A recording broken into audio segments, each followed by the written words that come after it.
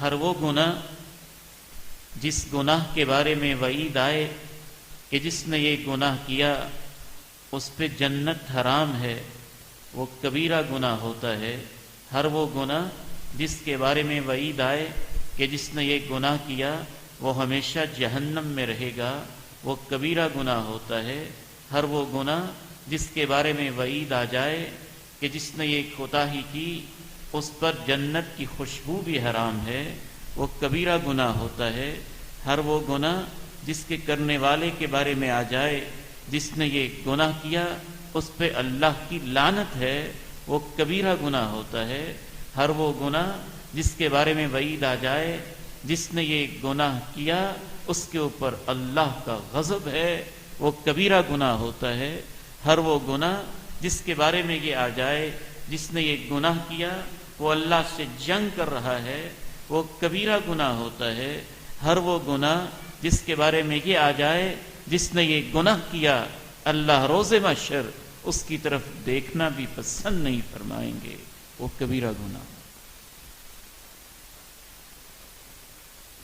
امام ذہبی رحمہ اللہ رحمۃ واسعہ ہماری اسلامی تاریخ کے عظیم محدث ہیں، عظیم مؤرخ ہیں، اسماء الرجال کے ماہر ہیں۔ انہوں نے کبیرہ گناہوں کے اوپر ایک مستقل کتاب لکھی الکبائر، جس میں امام ذہبی رحمہ اللہ تعالی نے قتل، زنا، چوری اور خصوصاً وہ سارے گناہ جن کے اوپر دنیا میں حد نافذ ہو، اللہ اور اللہ کے رسول نے سزا مقرر کر دی ہو کہ جس نے یہ گناہ کیا دنیا میں اس کو یہ سزا دی جائے، کسی کو 100 کوڑے، کسی کے لیے قتل، کسی کے لیے 80 کوڑے، تو یہ بھی علامت ہے کہ وہ بھی کبیرہ گناہ ہے۔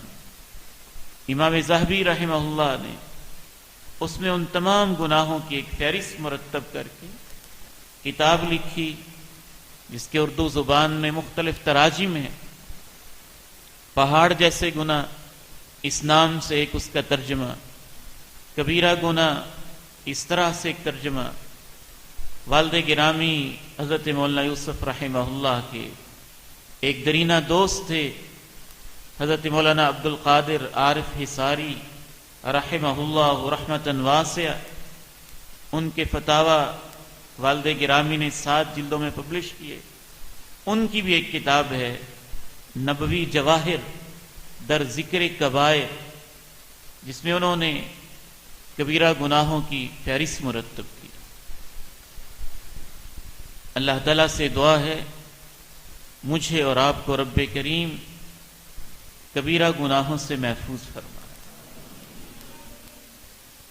اصول یاد رکھیے کہ احادیث میں جتنے بھی فضائل ہیں، جس نے سبحان اللہ و بحمدہ 100 مرتبہ پڑھ لیا، سمندر کی جھاگ کے برابر بھی اس کے گناہ ہوں تو اللہ اس کو معاف کر دیتا ہے۔ جس نے فلاں کام کر لیا اللہ اس کو معاف کر دیتا ہے۔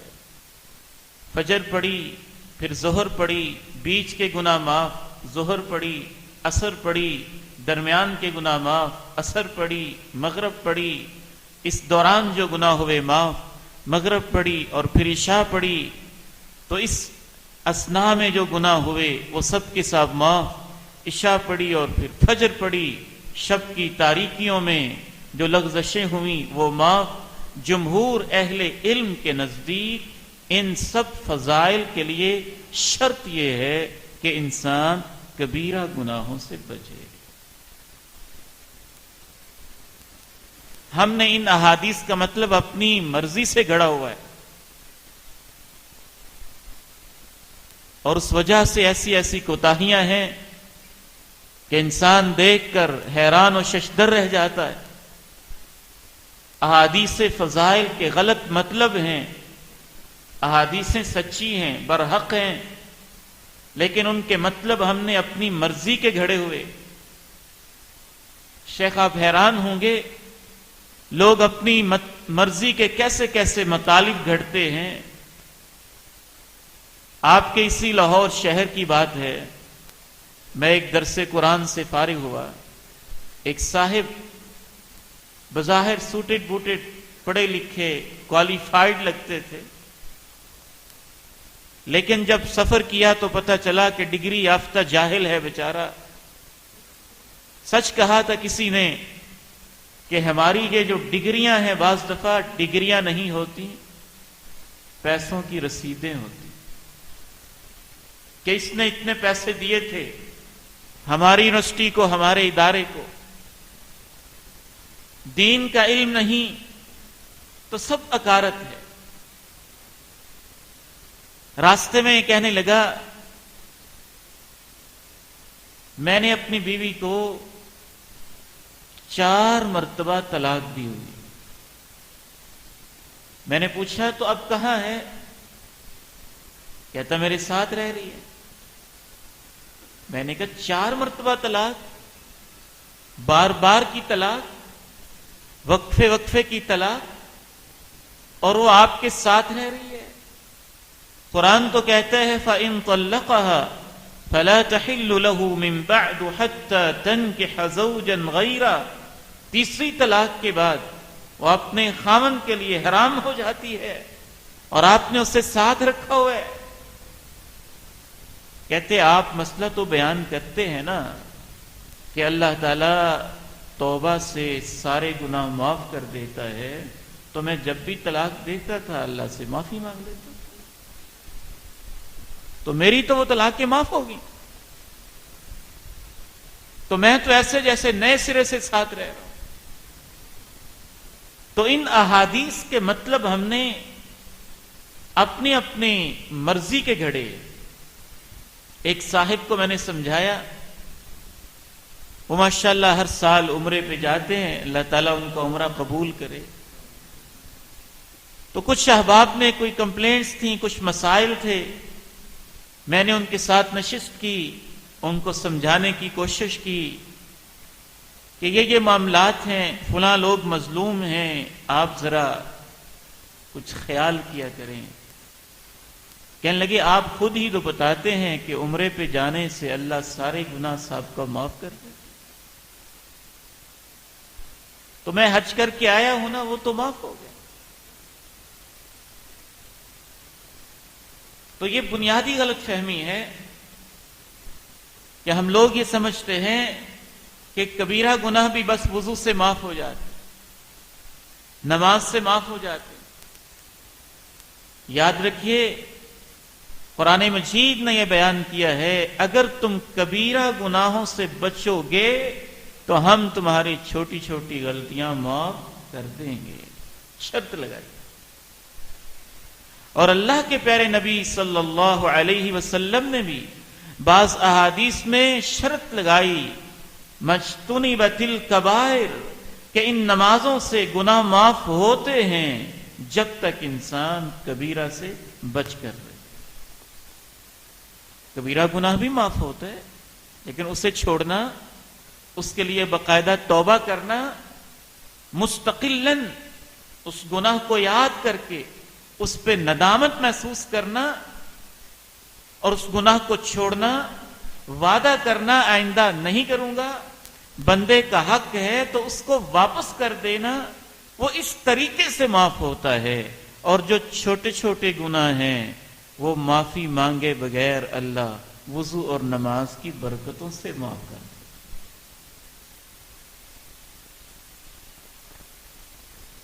آپ مسجد میں تشریف لائے، آپ نے وضو کیا،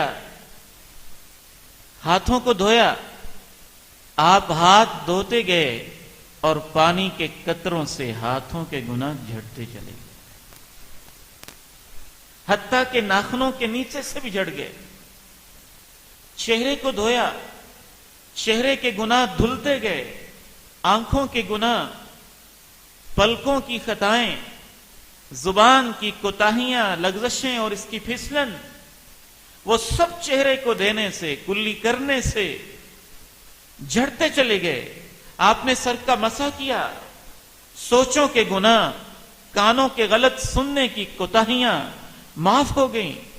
آپ نے پاؤں دھوئے تو تو قدم کی آہٹوں کے گناہ، غلط راہوں پہ چلنے کے گناہ معاف ہوتے گئے، حتیٰ کہ ایک وضو کی برکت سے اللہ نے آپ کو پاک صاف کر دیا۔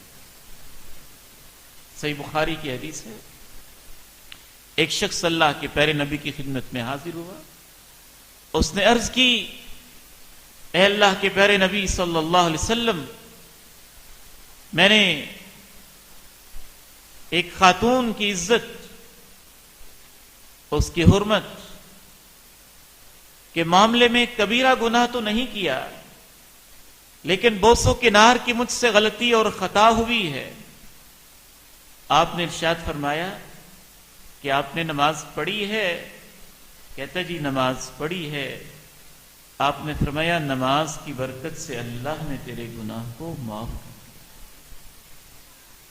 کیونکہ وہ نادم ہو گیا نا، پشیمان ہو گیا، فکر مند ہو گیا، گناہ بھی صغیرہ ہے، اللہ نے اس کو نماز کی برکت سے معاف کر دیا۔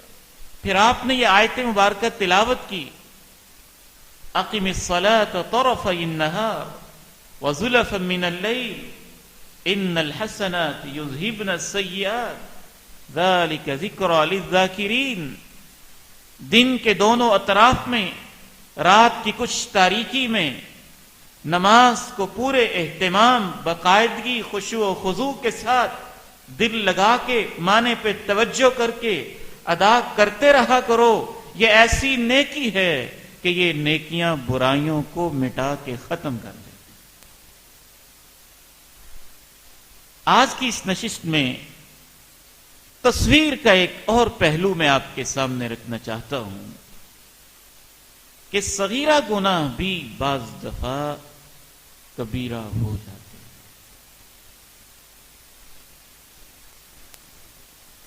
کب ہوتے ہیں، کیسے ہوتے ہیں، اس کی چند بنیادی وجوہات انشاءاللہ آج کی اس تربیتی نشست میں اور گفتگو میں آپ کے سامنے واضح کروں۔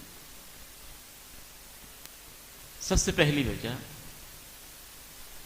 جب انسان صغیرہ گناہ کو اپنی عادت بنا لے، بار بار کرے، اصرار کے ساتھ کرے، تکرار کے ساتھ کرے، اور اس پہ ندامت بھی محسوس نہ کرے، تو بعض اہل علم کہتے ہیں تکرار اور اصرار کی وجہ سے کبیرہ ہو جاتا ہے، اور بعض اہل علم کہتے ہیں اصرار اور تکرار کی وجہ سے تو نہیں، اصرار اور تکرار کر کے جو وہ معافی نہیں مانگتا اور ندامت محسوس نہیں کرتا اور اس کو معمولی سمجھتا ہے، اس وجہ سے وہ کبیرہ ہو۔ جناب عبداللہ ابن عباس رضی اللہ تعالی عنہما سے امام طبری بیان کرتے ہیں، امام ابن ابی حاتم بھی اپنی تفسیر میں بیان کرتے ہیں کہ جناب عبداللہ ابن عباس رضی اللہ عنہما نے فرمایا، لا کبیرۃ مع الاستغفار ولا صغیرۃ مع الاصرار۔ اگر انسان کبیرہ گناہ کر کے سچے دل سے توبہ کر جائے تو کوئی کبیرہ نہیں رہتا، اور اگر صغیرہ گناہ پہ انسان اڑ جائے تو کوئی صغیرہ نہیں رہتا۔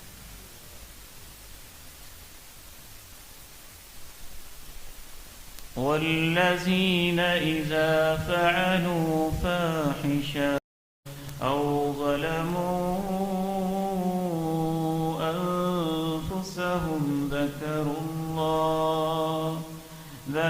الله فاستغفروا لذنوبهم ومن يغفر الذنوب إلا الله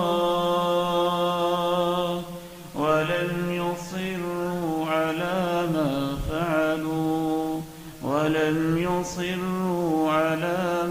فعلوا ولم يصروا على ما فعلوا وهم يعلمون۔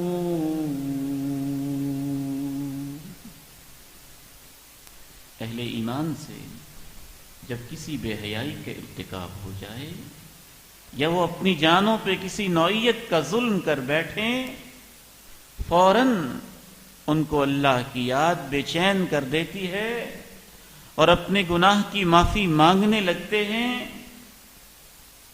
اور تیرے رب کے سوا گناہ معاف کر بھی کون سکتا ہے؟ وَلَمْ يُصِرُّوا عَلَى مَا فَعَلُوا وَهُمْ يَعْلَمُونَ. جانتے بوجھتے ہوئے وہ اپنی غلطیوں پہ اصرار نہیں کرتے.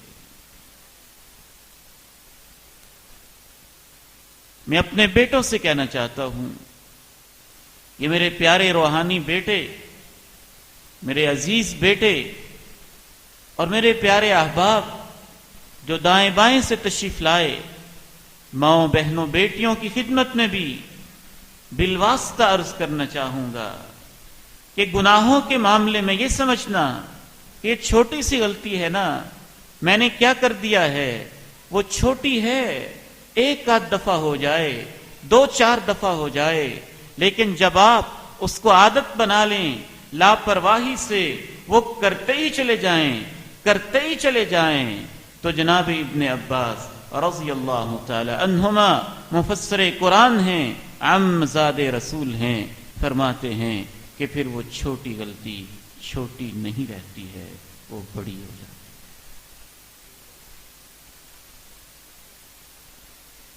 ہمیں اپنی عادتوں کی اصلاح کرنی چاہیے نا.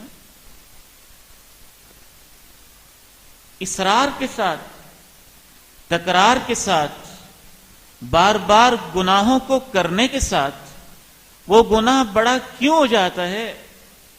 اس کی ایک وجہ امام ابن قیم الجوزیہ رحمہ اللہ نے بیان کی.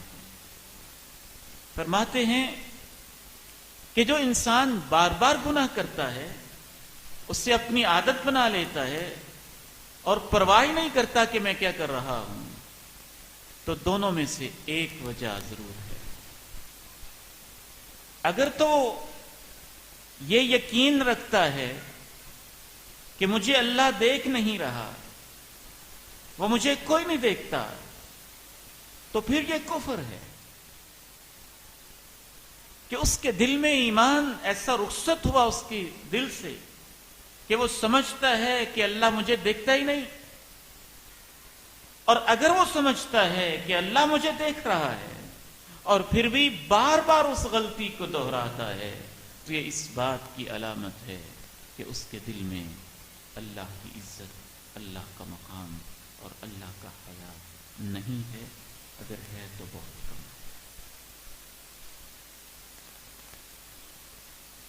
ما لكم لا ترجون لله وقارا وقد خلقكم أطوارا ألم تروا كيف خلق الله سبع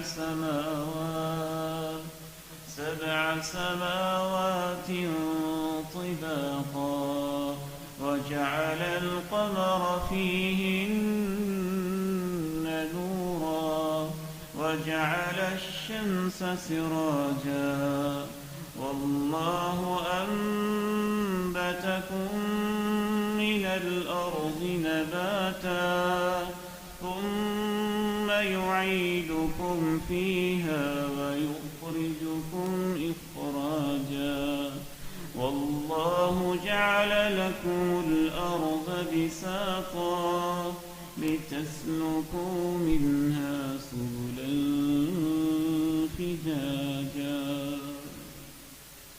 تمہیں کیا ہو گیا؟ تم اللہ کی عزت کیوں نہیں کرتے؟ اس نے تو تمہیں مختلف حالتوں میں پیدا کیا، نطفے سے علقہ سے مضغہ، مخلقہ غیر مخلقہ، ماں کے رحم، پھر بچپن، لڑکپن، جوانی، ادھیڑ، عمر، بڑھاپا، دنیا، پھر برزخ، پھر آخرت. اس نے تمہیں مختلف حالتوں میں بدل بدل کے جو تمہاری تخلیق کرتا رہا، تم اس کی عزت کیوں نہیں کرتے ہو؟ الم تروا کیف خلق اللہ سبع سماوات طباقا. دیکھا نہیں تم نے اللہ نے آسمانوں کی تہیں تمہارے سروں کے اوپر کیسی لگائیں؟ 7 آسمان تمہارے سروں کے اوپر تان کے کھڑے کر دیے، زمین کو اس نے تمہارے لیے بچھا دیا، سورج کا چراغ اس نے تمہارے لیے منور کر دیا، چاند کا دیا اس نے تمہارے لیے اس کو ٹمٹمانے کے مختلف انداز دے دیے، اس نے تمہیں زمین سے پیدا کیا، وہ جو تمہیں قبر میں بھیجتا ہے، وہ جو تمہیں قبر سے اٹھا کے زندگی کا تم سے حساب بھی لے گا، اس اللہ کی عزت کیوں نہیں؟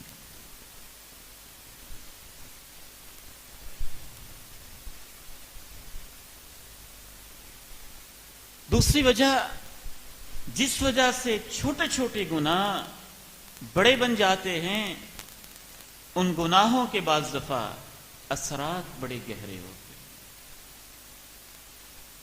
اثرات بڑے خطرناک ہوتے، ان اثرات کی وجہ سے وہ بڑے ہو جاتے۔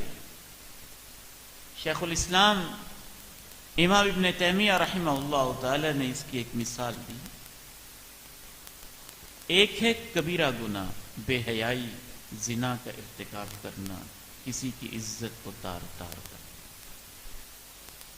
ایک ہے دوسروں کی عزتوں کو گھورنا، ان سے غلط باتیں کرنا۔ بے شک ہاتھ نہیں ڈالا عزت پہ، چوکوں میں، چوراہوں میں، گلیوں میں، محلوں میں کھڑے ہونا، ان سے باتیں کرنا اور صغیرہ گناہ کا ارتکاب کرنا۔ شیخ الاسلام امام ابن تیمیہ رحمہ اللہ تعالی ارشاد فرماتے ہیں کہ بعض دفعہ صغیرہ گناہ اپنے اثرات اور نتائج کے لحاظ سے جب اس پر اصرار کیا جائے تو وہ کبیرہ سے بھی بڑا ہو جاتا ہے۔ ایک شخص نے زنا کیا، اس سے ایک آدھ دفعہ غلطی ہوئی، اس نے معافی مانگ لی اور وہ توبہ کر گیا۔ بعض دفعہ اس کی توبہ اور اس کے گناہ سے ممکن ہے کہ اس کے بعد جو اس کے دل کی کیفیت ہے، اس کا رونا، اس کے آنسو، اس کی آہیں، اس کی سسکیاں، گڑ گڑانا اور توبہ، انابت اور رجوع اللہ، اس کی وجہ سے وہ اللہ کے ہاں بڑا قرب کا مقام حاصل کر لے۔ وہ ایک طرف جس نے زنا کیا اور پھر توبہ کر لی، معافی مانگ گیا، لیکن وہ شخص جو ہر چوک، ہر گلی، ہر چوراہے، ہر ایک کی بہن، ہر ایک کی بیٹی، ہر ایک کی ماں، ہر ایک کی خالہ کو راہ تکتے، دکان پہ بیٹھ کے، چوک میں، چوراہے میں، گلی میں، محلے میں، فیس بک کے پیج پہ، واٹس ایپ کی چیٹنگ میں، موبائل کی کالز پہ، رانگ کالز پہ، ایس ایم ایس پہ، فیک آئی ڈی پہ، اس نے عادت ہی بنا لی ہے لوگوں کی عزتوں کے ساتھ اس انداز میں صغیرہ گناہ کرتا ہی رہتا ہے۔ جب اس کے 5-10 سال کی حرکتیں جمع ہو جائیں گی تو اس ایک دفعہ برائی کرنے والے سے ممکن ہے یہ اللہ کے نزدیک بڑا مجرم ہو، کہ وہ تو نادم ہوا، یہ نادم بھی نہیں، اس نے چھوڑ دیا، یہ چھوڑتا بھی نہیں، اس نے آنسو بہائے، یہ آنسو بہاتا ہی نہیں، اس سے ایک آدھ دفعہ ہوا، اس کی عادت ہے۔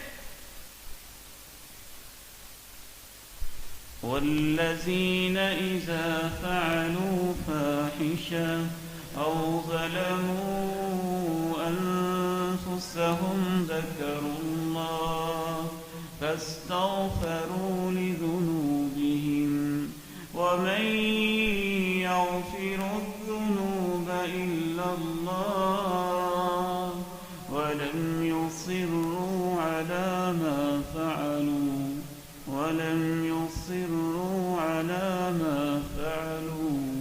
وهم يعلمون۔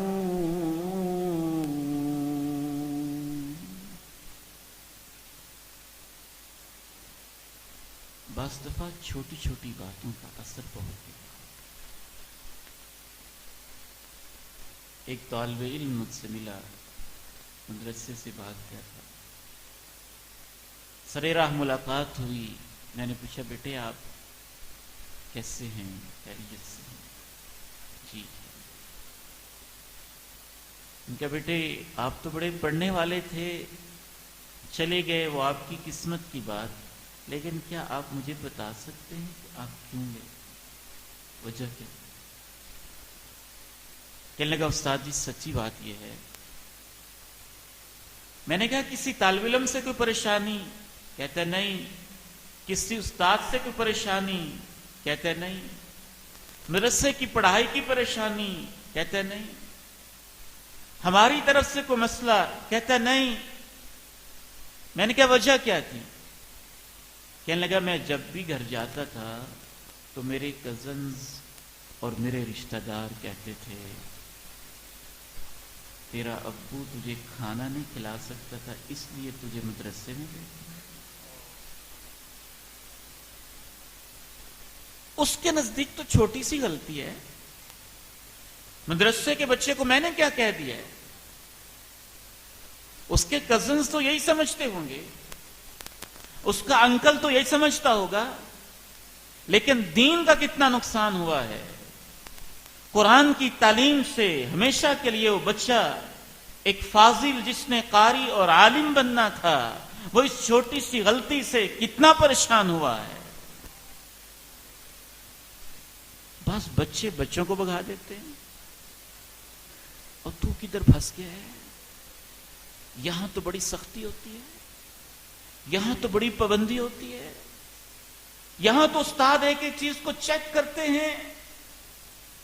بیٹے آپ کی اس چھوٹی سی بات سے اگر وہ بچہ دین سے متنفر ہو کے اس ایک عظیم مرکز سے اور قرآن کی تعلیم سے بھاگ گیا تو آپ سوچیں کہ یہ گناہ اثر کے لحاظ سے کتنا بڑا ہے.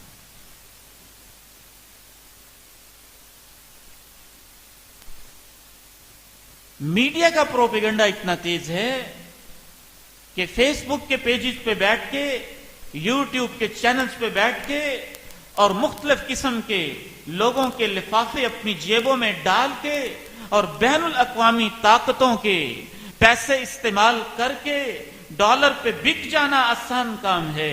بعض دفعہ لوگ مدارس کے خلاف دیکھے بغیر گفتگو کر رہے ہوتے ہیں. آپ حیران ہوں گے, مشائخ بیٹھے ہیں, میں اپنے مشاہدات زندگی کے تجربات آپ سے شیئر کر رہا ہوں. لاہور ہی ایک جگہ میرا درس تھا, درس قرآن سے فارغ ہوئے, ایک گھر میں کھانا تھا, وہ دین سے محبت کرنے والا انسان تھا, ظاہر ہے اسی لیے اس نے ہمیں اپنے گھر میں کھانے پہ انوائٹ کیا تھا. دسترخوان پہ بیٹھتے کہنے لگا یہ مدارس تو بند ہو جانے چاہیے, نہیں ہونے چاہیے. میں نے کہا کیوں, کیا وجہ ہے؟ مجھے تو جیسے غصہ آنے لگتا ہے. بعض دفعہ انسان اشتعال میں آ جاتا ہے کہ دین کے اداروں کے خلاف یہ باتیں کیوں ہو رہی. میں نے کہا کیوں؟ کھانا بعد میں کھائیں گے یا کھائیں گے کہ نہیں کھائیں گے؟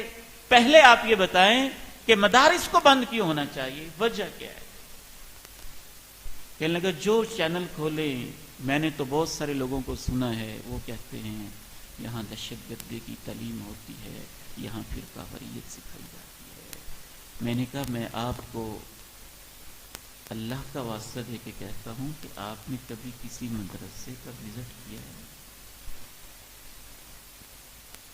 وہاں کے علماء سے آپ ملے ہیں؟ وہاں کے طلبہ سے آپ کی ملاقات ہے؟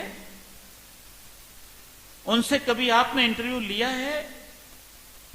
اندر جا کے کبھی آپ نے مشاہدہ کیا ہے؟ الحمدللہ ہمارے اللہ نے ایسے ایسے ادارے رکھے ہیں.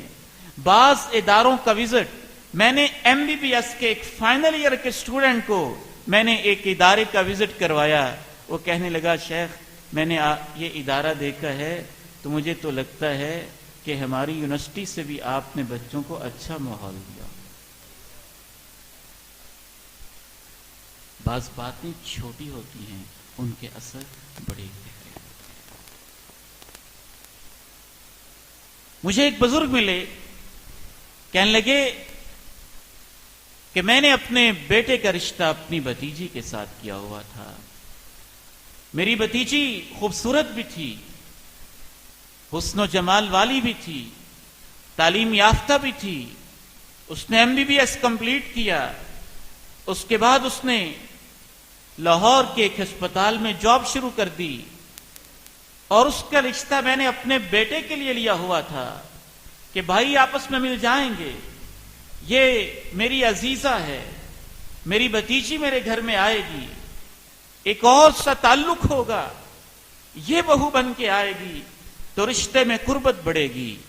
میرے بیٹے نے بڑا ظلم کیا، وہ روتے ہوئے مجھے بتانے لگا اس نے کسی ذریعے سے پیغام بھیجا، کبھی کہا تیری شکل پسند نہیں، کبھی کہا تیرا ناک ایسا، کبھی کہا تیری آنکھ ایسے، کبھی کہا تیرا قد ایسے۔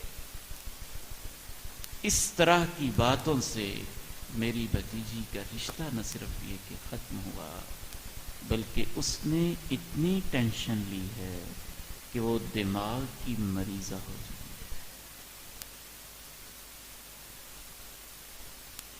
آپ کہتے ہیں چھوٹی سی بات ہی میں نے کی ہے، اس سے پوچھیں جس نے سنی ہے، اس سے پوچھیں جس کو چوٹ لگی ہے۔ ایک بچہ میرے پاس روتا ہوا ہے، میں نے کہا بیٹے کیا ہوا ہے، آپ اتنے پریشان ہیں؟ کہنے لگا استاد جی وہ مجھے ایک بڑی ہستی ہیں، وہ موٹو کہہ کے بلاتے ہیں، تو سارے بچے ہی مجھے موٹو کہہ کے بلاتے ہیں، میں مذاق کا نشانہ بن گیا ہوں، میرا اس ادارے میں رہنے کو دل نہیں چاہتا۔ اب کہنے والے کے نزدیک چھوٹی سی بات ہے، جس نے سنی ہے اس کو کتنی پریشانی ہوئی ہے۔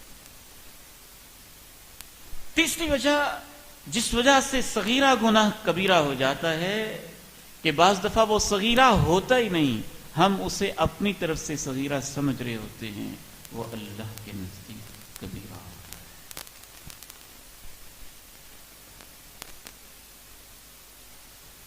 سیدہ عائشہ رضی اللہ تعالی عنہا پہ منافقین نے تہمت لگائی۔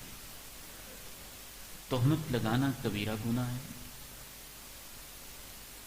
بعض سادہ لوگ مخلص پروپیگنڈا سے متاثر ہونے والے صحابہ، انہوں نے اس تہمت لگانے میں کردار ادا نہیں کیا۔ جو تہمت لگی ہوئی تھی اس کو آگے شیئر کیا۔ وہ تو بظاہر صغیرہ ہی ہے کہ تہمت تو کسی اور نے لگائی، انہوں نے تو یہی کہا کہ سنا ہے ماں جی کے بارے میں کیا باتیں ہو رہی ہیں۔ دوسرے نے تیسرے سے کہا ہوگا سنا ہے ماں جی کے بارے میں کیا باتیں ہو رہی ہیں۔ تیسرے نے چوتھے سے پوچھا ہوگا سنا ہے کہ ماں جی کے بارے میں کیا باتیں ہو رہی ہیں۔ اللہ نے سورہ نور میں اپنے قرآن میں کہا کہ جو تم یہ باتیں آگے نقل کر رہے تھے، اگر تم پہ اللہ کا فضل، اس کی رحمت نہ ہوتی تو یہ آگے نقل کرنے کی وجہ سے تمہارے اوپر عذاب آ جاتا۔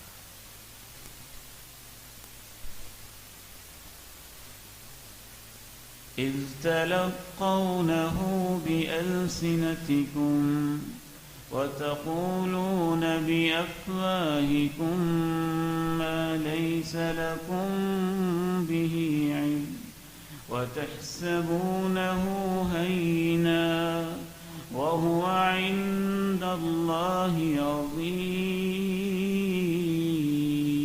عظيم۔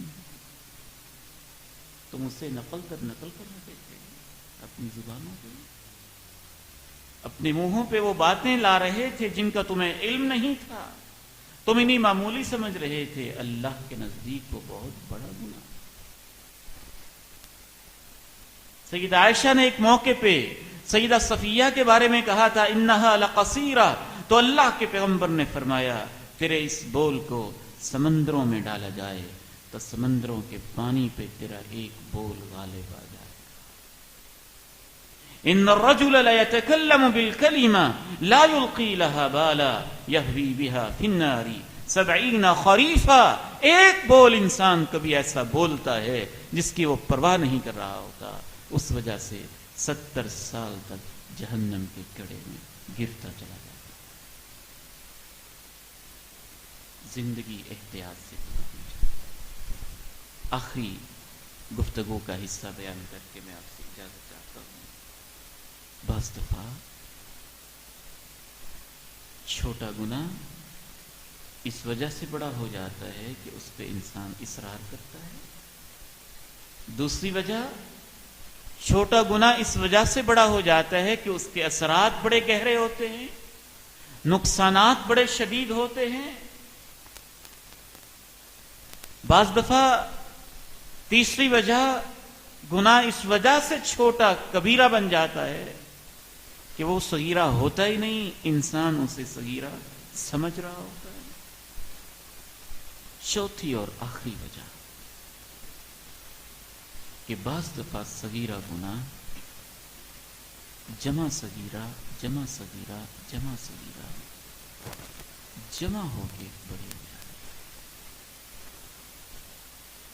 ایک صغیرہ کیا، پھر دوسری قسم کا، پھر تیسری قسم کا، پھر چوتھی قسم کا، پھر پانچویں قسم کا، پھر چھٹی قسم کا، جمع ہوتے گئے ہوتے گئے ہوتے گئے، جمع ہو کے انسان کو تباہ اور برباد کر دیتے. اس کی مثال ایک جدید دور کے حوالے سے میں آپ کو دیتا ہوں اور ایک اللہ کے پیغمبر کی حدیث سے دیتا ہوں. مثلا MCQs ہیں، 100 نمبر کا کویسچن پیپر ہے، ہر سوال کا 1 نمبر ہے. ایک طالب علم کا ایک غلطی کی خیر، غلط ہو گئی، 1 نمبر گیا. پھر ایک اور غلطی کی، نے کہا اس کی بھی خیر ہے. پھر ایک اور کی، کہا اس کی بھی خیر ہے. پھر ایک اور کی، کہا اس کی بھی خیر ہے. پھر ایک اور کی، کہا اس کی بھی خیر ہے. اگر پاسنگ مارکس 50 ہوں، جیسا کہ معلوم ہوتا ہے کہ آخرت کے پیپر میں شاید اتنے پرسنٹ ہی ہوں، تو اب اس نے 49 غلطیاں کی تو وہ غلطیاں ابھی چھوٹی ہیں، رزلٹ خراب نہیں ہوا. لیکن جب 49 سے کراس کر کے اس نے 50ویں غلطی بھی کر دی تو خطرے میں پڑ گیا. اور جب ان 50 کے بعد اس نے ایک بھی اور غلطی کر دی تو وہ ایک غلطی دیکھنے میں ایک ہے، لیکن سابقہ 50 کے ساتھ مل کر اس کو فیل اور ناکام کر دیا. اور رسول اللہ صلی اللہ علیہ وعلی آلہ وصحبہ وسلم الصادق المصدوق ارشاد فرماتے ہیں، ایاکم ومحقرات الذنوب فإنہن یجتمعن علی الرجل حتی یہلکنا. ان گناہوں سے اپنے آپ کو بچانا جن کو حقیر سمجھا جاتا ہے، معمولی سمجھا جاتا ہے، جب وہ جمع ہو جاتے ہیں تو انسان کو تباہ کر دیتے ہیں. ثم ضرب لهن مثلا، پھر آپ نے اس کی مثال بیان کی. کمثل قوم، جیسا کہ کچھ لوگوں نے نزلوا بأرض فلا، ایک صحرا میں کچھ دیر کے لیے پڑاؤ کیا. انہوں نے کہا آپ کھانا پکاتے ہیں، اور ان کے پاس کھانا پکانے کے لیے کوئی چیز میسر نہیں تھی. فجاء هذا بعود وهذا بعود وهذا بعود، ایک تنکا لے آیا، دوسرا ٹہنی لے آیا، تیسرا شاخ لے آیا، چوتھا پتے لے آیا. وہ تنکے، وہ ٹہنیاں، وہ شاخیں انفرادی لحاظ سے کھانا پکانے کے لائق نہیں ہیں، لیکن جب وہ تنکے شاخوں کے ساتھ، شاخیں ٹہنیاں کے ساتھ، ٹہنیاں پتوں کے ساتھ ایک دوسرے کے اوپر جمع ہو گئیں تو ایسا ڈھیر لگ گیا کہ اس سے آگ کا الاؤ بھڑک اٹھا.